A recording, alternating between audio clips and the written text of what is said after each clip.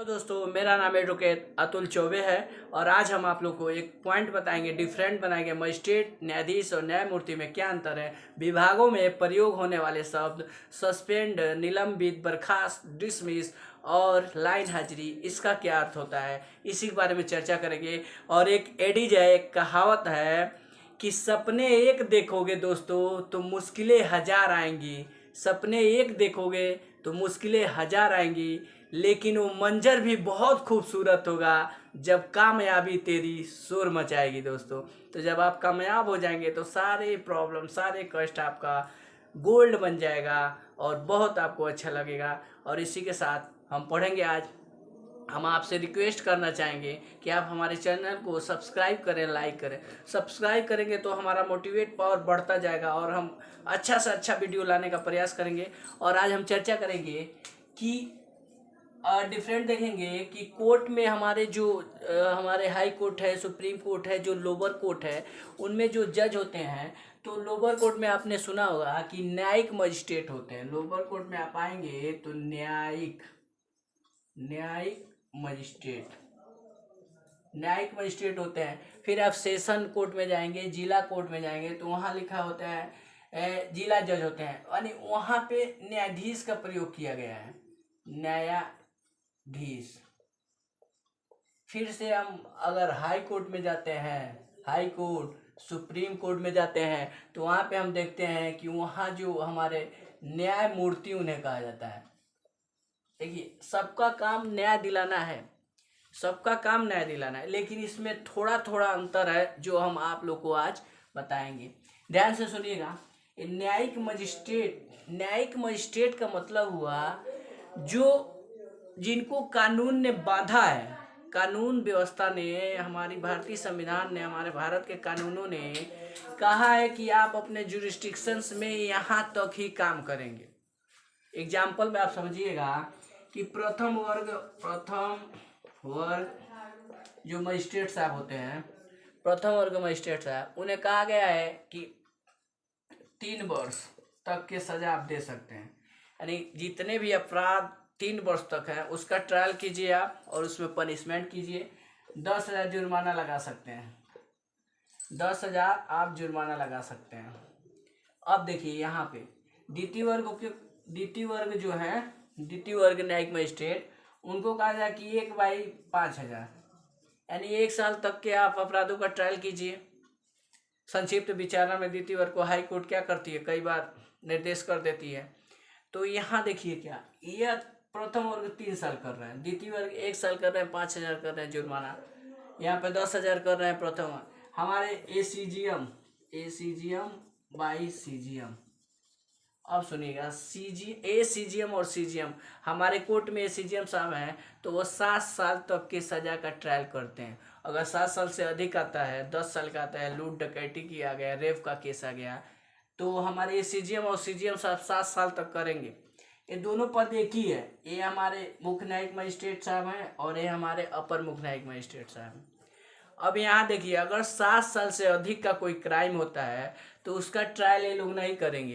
ये लोग क्या करेंगे, मामला को क्या करेंगे, सुपुर्द करेंगे।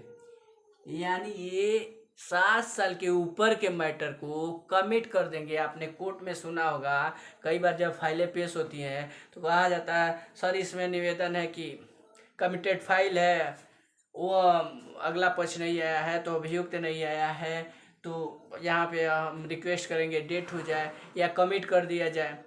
तो हमारे मजिस्ट्रेट, यानी मजिस्ट्रेटों को देखिए, कानून ने एक क्या किया है, एक लिमिट बना दिया है कि भाई आप इतना तक ही रहेंगे, काम इनका भी न्याय करना है, लेकिन शुरू में इतना मतलब लिमिट में ही अपने रहेंगे। अब एक चीज़ और है, ये क्या होता है, कोई भी क्राइम हो, मृत्यु दंड की सजा हो, आजीवन कारावास हो, 10 साल हो, 20 साल हो, 7 साल हो, अगर इनके क्षेत्र में वो क्राइम होता है तो संज्ञान लेने का पावर,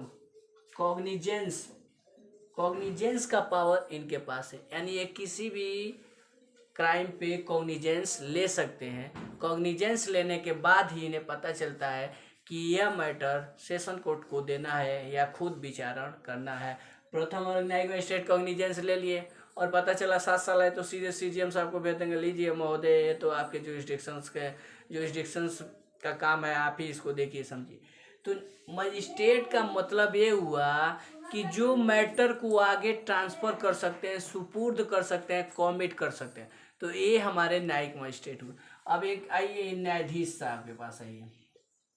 आप जाएंगे डिस्ट्रिक्ट कोर्ट में तो जिला जज, न्यायाधीश, जज कहा जाता है।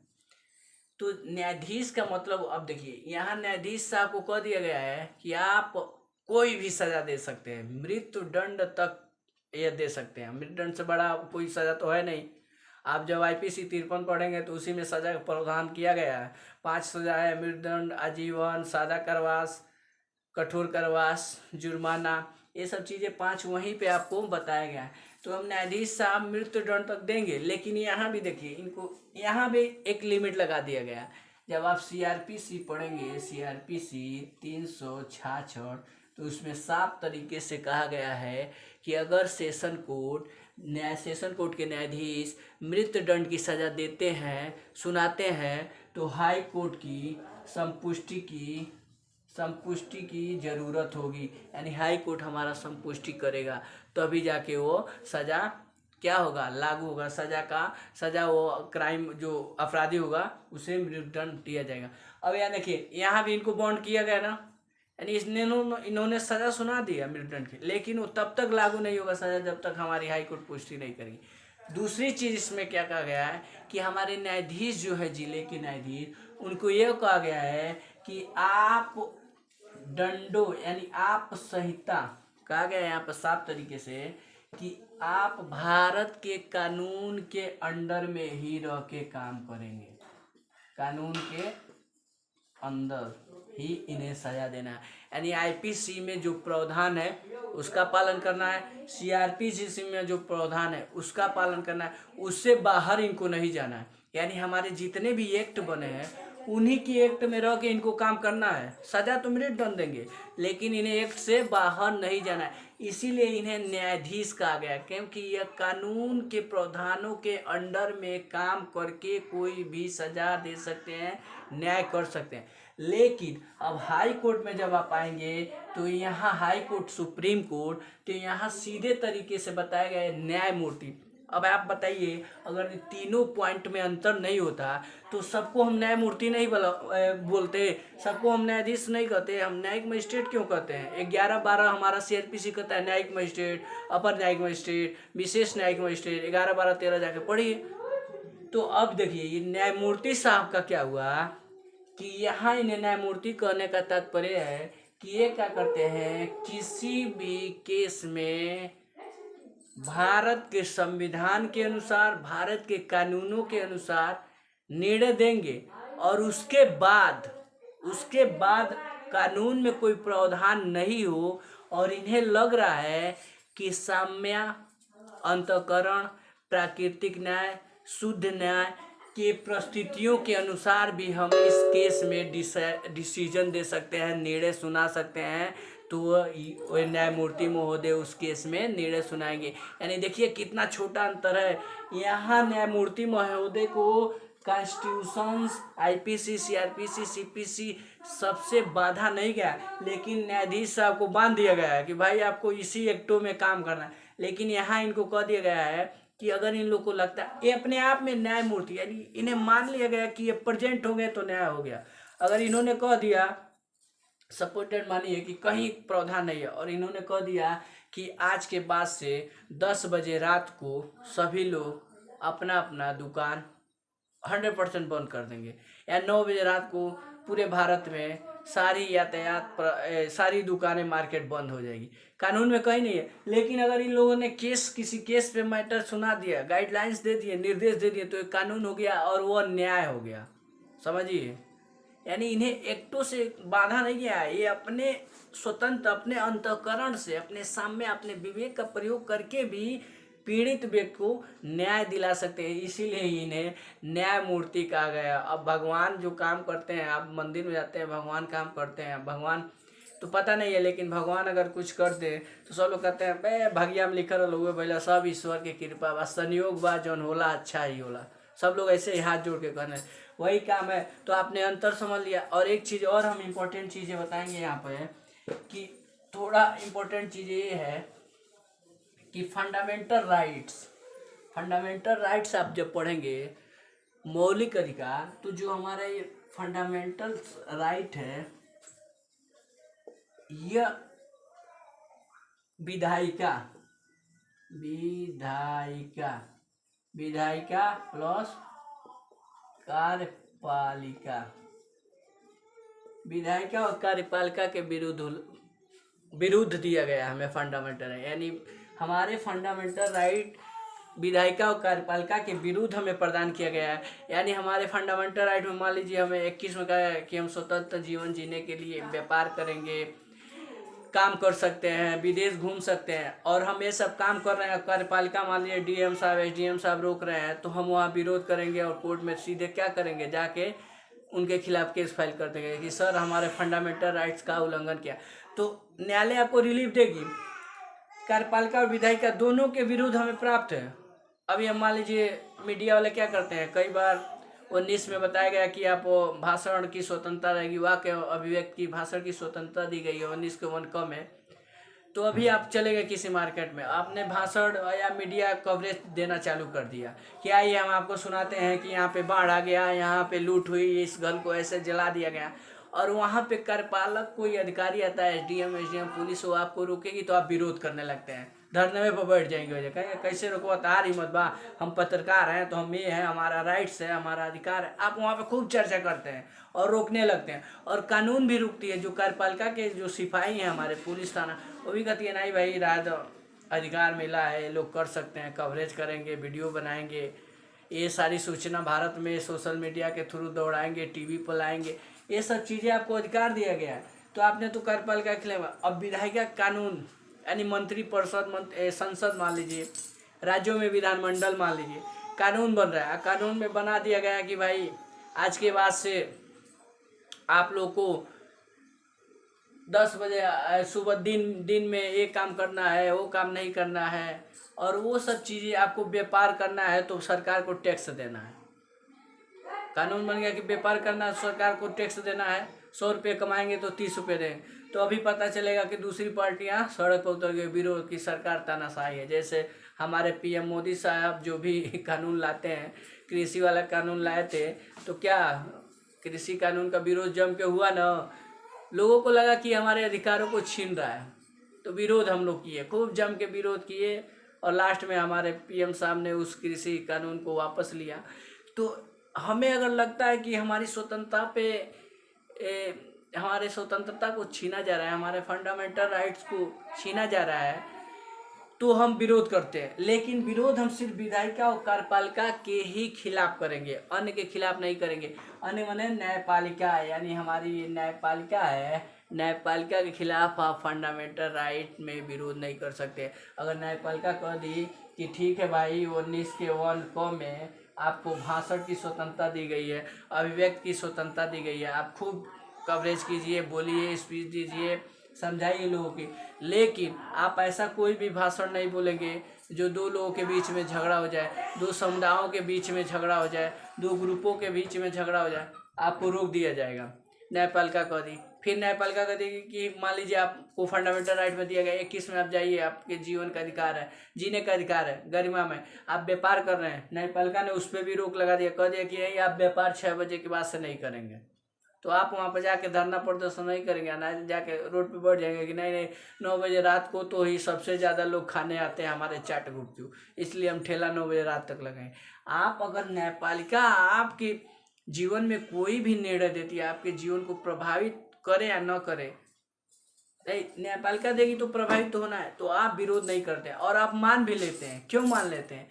क्योंकि आपको ऑलरेडी भारतीय संविधान ने बताया है कि न्यायपालिका भारतीय संविधान का रक्षक है, और न्यायपालिका जो भी काम करेगी युक्ति युक्त करेगी, पूरी तरीके से न्यायपूर्ण काम करेगी, इसलिए न्यायपालिका के बातों का सम्मान किया जाता है। और आप लोगों ने देखा होगा अभी हमारा अयोध्या मामला आया, अभी केंद्र सरकार ने डायरेक्ट फैसला किया होता नहीं मंदिरें बंदी, तब खूब मुस्लिम समुदाय खूब जम के विरोध किए होते हैं, नहीं हम लोग तो बाबरी मस्जिद बनाएंगे। आपस में खूब लड़ाई, चारों ओर दंगा फसाद, गोली बारूद सब चीज़ें, मतलब समझिए बस आइटम बम और हाइड्रोजन बम को छोड़ के ना सारी चीज़ें प्रयोग कर ली जाती इन मैटर में। लेकिन न्यायपालिका इंटर करती है और डिसीजन दी तो कहीं कुछ नहीं हुआ। होने की संभावना थी लेकिन कहीं कुछ नहीं हुआ, कोई विरोध नहीं हुआ, दोनों समुदाय ने सम्मान किया। तो ये हमारी न्यायपालिका की पावर है। अब इसके साथ एक चीज़ें और हम पढ़ेंगे यहाँ पे, आप लोग थोड़ा दिमाग स्थिर रखिएगा, बहुत इंपॉर्टेंट चीज़ है। विभागों में, हर विभाग में, विधायिका, कार्यपालिका, न्यायपालिका, कोई भी विभाग हो तो विभागों में आप देखते होंगे एक चीज़ आता है, पुलिस विभाग में सबसे ज़्यादा होता है कि पुलिस 2 कांस्टेबल घूस ले रहे थे, चेक इन करते समय वाहन का 2 पुलिस, ट्रैफिक पुलिस घूस ले रहे थे, मौके पर किसी ने वीडियो बना लिया और सीनियर अधिकारी के पास सेंड कर दिया, उन्हें सस्पेंड कर दिया गया। ये जो सस्पेंड है, ये सस्पेंड मतलब निलंबित, ये सस्पेंड शब्द हमेशा आप सुनते होंगे न्यूज में, लेकिन आपने कभी ये नहीं सुना होगा कि उन्हें डिसमिस कर दिया गया, उन्हें बर्खास्त कर दिया गया। अब बताइए, 2 कांस्टेबल हैं, एक कांस्टेबल है, पुलिस अधिकारी है, दरोगा साहब, कोई भी है, अगर वो घूस लेते पकड़े जा रहे हैं, एफआईआर दर्ज कराने के लिए पैसा मांग रहे हैं और आपने वीडियो बना लिया, एसपी साहब के पास भेज दिया, तो एसपी साहब सुनेंगे तो बर्खास्त नहीं करते हैं, सस्पेंड कर देते हैं। सस्पेंड का मतलब हुआ कि जिस व्यक्ति को सस्पेंड किया जाएगा उसको क्या होगा कि उस समय उसके कर्तव्य से हटा दिया गया, पूर्ण रूप से नहीं, हटा दिया गया बस, और उसे 1/2 यानी आधी सैलरी भी दी जाएगी, साथ में उसे जो महंगाई भत्ता होता है, महंगाई भत्ता भी दी जाएगी। अब एसपी साहब यहाँ पर क्या करेंगे कि ये जो घूस लेने वाले पकड़े गए हैं, जिनके खिलाफ वीडियो मिला है, इनकी जांच करवाएंगे, जांच इंक्वायरी बढ़ जाएगी कि जांच करो भाई घूस लेना। अब वीडियो देखिए, सुप्रीम कोर्ट एक तरफ कहती है कि जो वीडियो है टोमासो ब्रानो बनाम महाराष्ट्र राज्य का केस पढ़ेंगे या टोमासो ब्रानो भारत संघ, उसमें सुप्रीम कोर्ट कहती है कि जो वीडियो होगा वो प्रथम साक्ष्य माना जाएगा। अब प्रथम साक्ष्य यहाँ पर दिया जाता है, लेकिन आयोग क्या, विभाग क्या करती है, टर्मिनेट नहीं करती है, बर्खास्त नहीं करेगी, सीधे इंक्वायरी बैठा देगी। अब इंक्वायरी बैठ गया, अब जो पीड़िता था तो उसे तो लगा कि भाई सस्पेंड हो गया, बहुत लोग को लगता है कि पुलिस वाले की नौकरी गई, लेकिन ऐसा नहीं होता है। अब जांच होगा, विभाग के मान लीजिए एसपी साहब हैं, तो अगर एसपी साहब भाई अच्छे निकले तो जांच करवाएंगे, अगर सही में घूस लिए हैं तो उन्हें टर्मिनेट, यानी अगर दोष सिद्धि होता है, दोष सिद्धि किया गया उन्हें, अगर जांच में लगता है कि उन्होंने वीडियो के द्वारा, साक्ष्य के द्वारा उन्होंने क्या क्राइम किया, घूस लिया है, तो दोष सिद्धि पे उन्हें क्या किया जाएगा, बर्खास्त, यानी उन्हें डिसमिस कर दिया जाएगा। डिसमिस वो क्या हो गया हमारे, डिसमिस यानी बर्खास्त नहीं, यानी निलंबन, जो सस्पेंड की संपूर्ण कार्रवाइयाँ बर्खास्त में परिवर्तित होती है। तो ये अब इतना चीज़ें होने के बाद आप कहाँ आएंगे, डिसमिस, तो लास्ट में कह दिया जाएगा कि अब इन्हें टर्मिनेट कर दिया गया, डिसमिस कर दिया गया।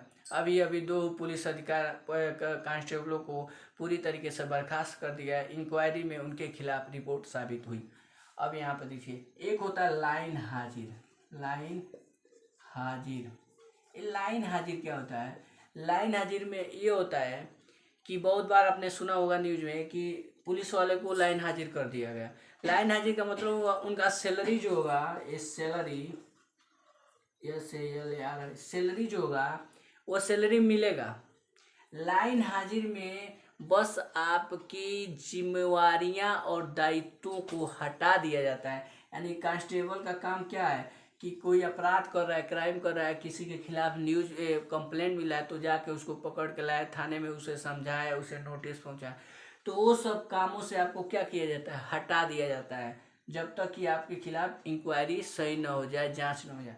और हटाने का मतलब ये नहीं कि आप जाइए ऐश कीजिए, ये लाइन हाजिरी में आपकी सैलरी नहीं कटती है, सैलरी भत्ता महंगाई सब पूरा दबा के मिलेगा, बस जिम्मेवारियाँ हटा दी जाएंगी और कोई और जिम्मेवारियाँ विभाग आपको दे देगा। समोसा कहेगा जा समोसा चाय लिया हुआ, बैठ के खाएं क्यों नहीं, ये सब नहीं देगा। मतलब आपको कुछ अच्छा कोई काम दे देगा भाई कि आप जाइए, वाहन जो थाने में पकड़ के वाहन आते हैं उनको साफ़ सुथरा करवाइए, अन्य कोई भी अब विभाग देगा, लेकिन आपको जो आपका मेन काम था, मेन दायित्व था, मेन रिस्पॉन्सिबिलिटी थी, उस दोनों चीज़ें से आपको यहाँ हटा दी जाएगी। आप ड्यूटी पे भी आएंगे, आपको सैलरी भी दी जाएगी, सब चीज़ें इसमें करेंगे, बस आपका रिस्पॉन्सिबिलिटी यहाँ पे हट जाएगी।